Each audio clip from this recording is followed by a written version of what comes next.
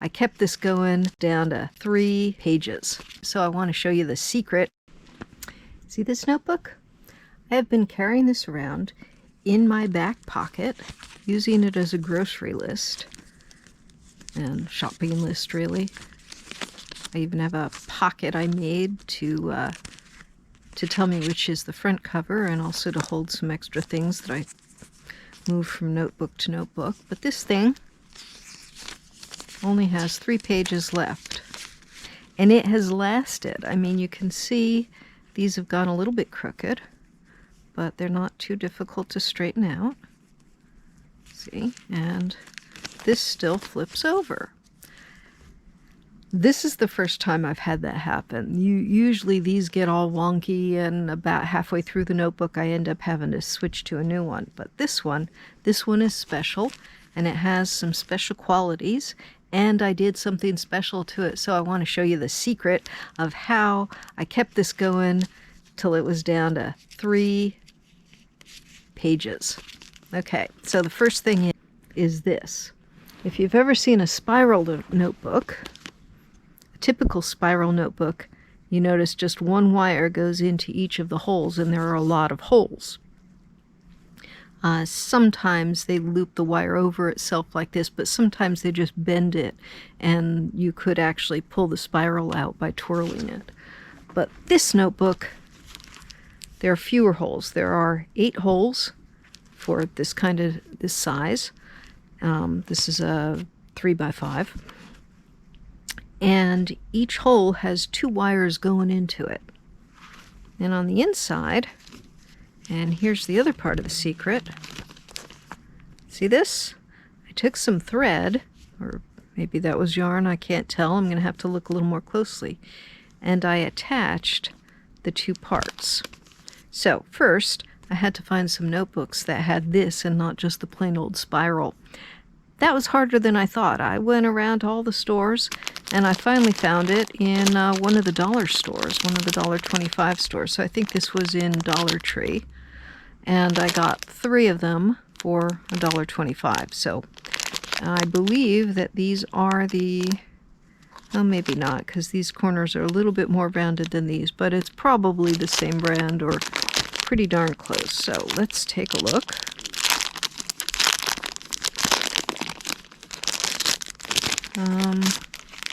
I used the red one. Alright, so front cover flips all the way around, but if I go to the back cover,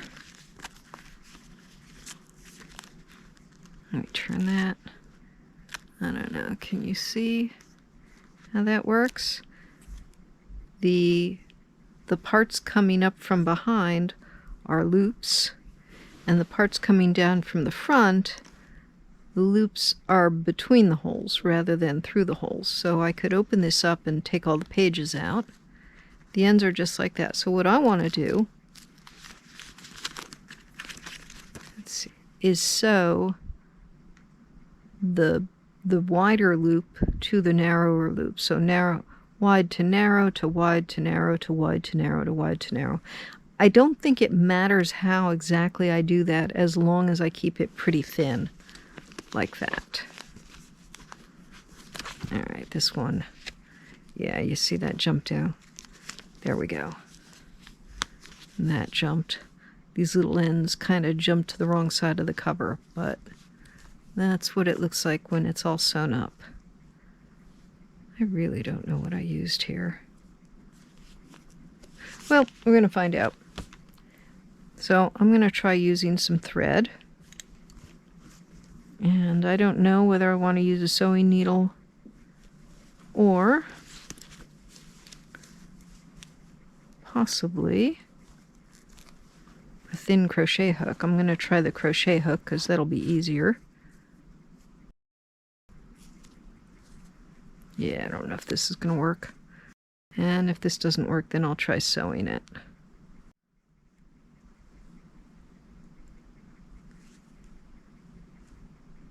All right, needle it is.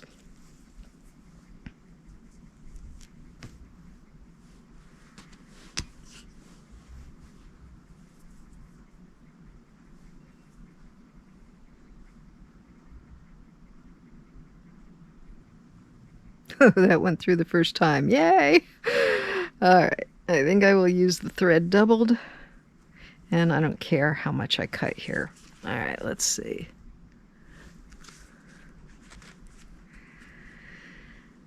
So I want to go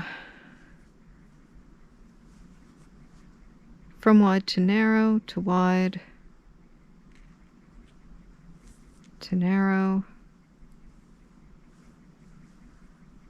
I'm going to have to tie this, otherwise it's not going to work.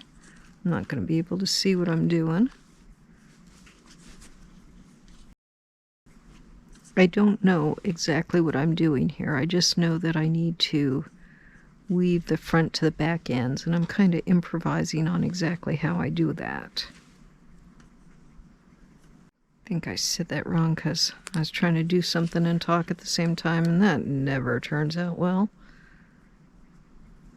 Alright, now I've got the thread. Now I'll try the words again.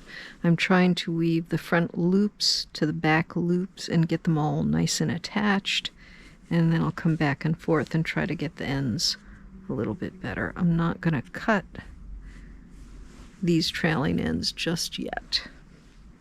Alright, so here, gone through those two, so now I'll go through these two. And I will tangle up the thread unintentionally.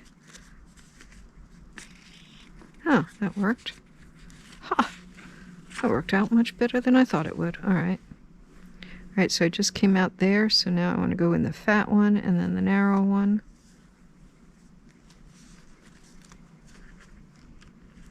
Kind of hold that snug. So I just went there, so now I want that one and that one. Preferably without hooking over the end there.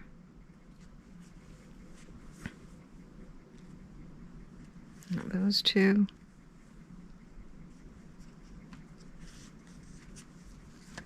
You hold this down like this. Here and there.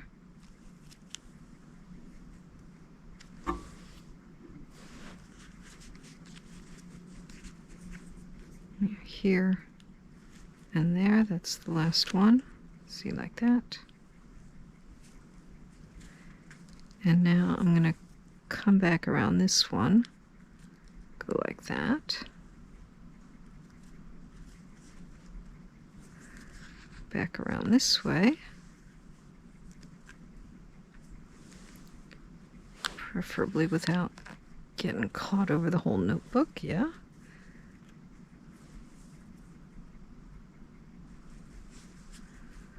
I don't think the details of how I'm sewing it really matter. I think it only matters that I'm connecting the front loops to the back loops. Sorry about that.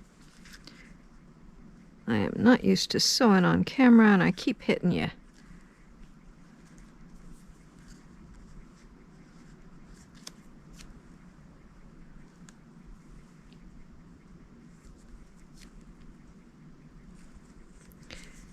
I'll make one more pass because I want to make sure I've got this little end caught in this system.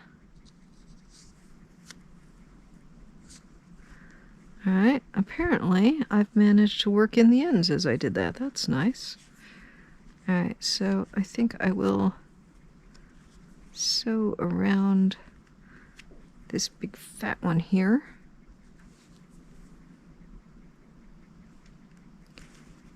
And then just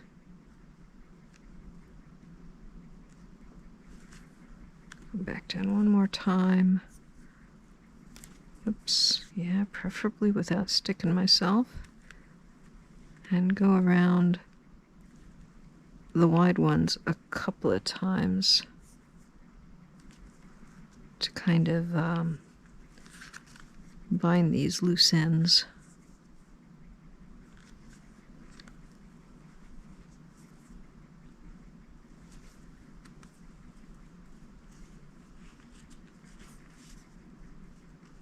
So like here where I've got that end is clearly loose.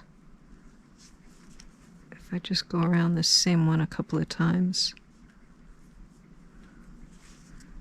I think that'll help keep it in place. Of course, I could always put some glue. Oh, I could have used wire to do this instead of thread. I think I like the thread though. I think it's probably easier to do it with thread than with wire. Okay, I'm going to go through these last two. So here, and then back this way. Would probably overkill. Go around this one a couple more times.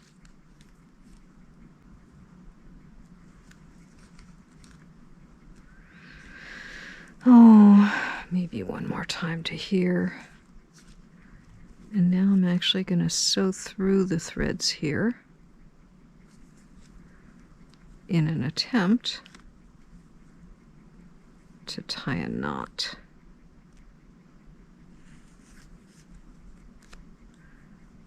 As I'm going through, I'm feeling some resistance. That's where I want to poke it through, is where I feel the resistance, because that'll help assure me that I've got it kind of knotted. I can't really see what I'm doing. I'm more doing it by touch. Good enough. All right. Maybe I should put some glue, but I don't know. I went back and forth enough. That should be good enough. So there we go. Now I've got a new notebook. That's the back cover. Here's the front.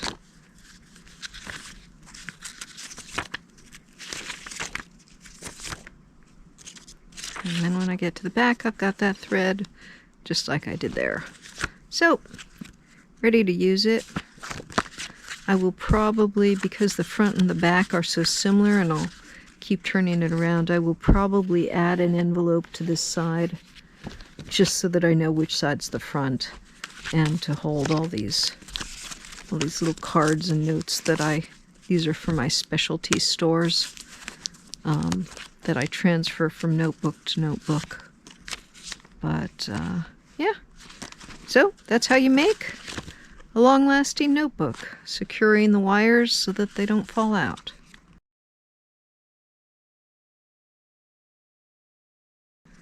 Let me put this needle away before it stabs me. Ta-da!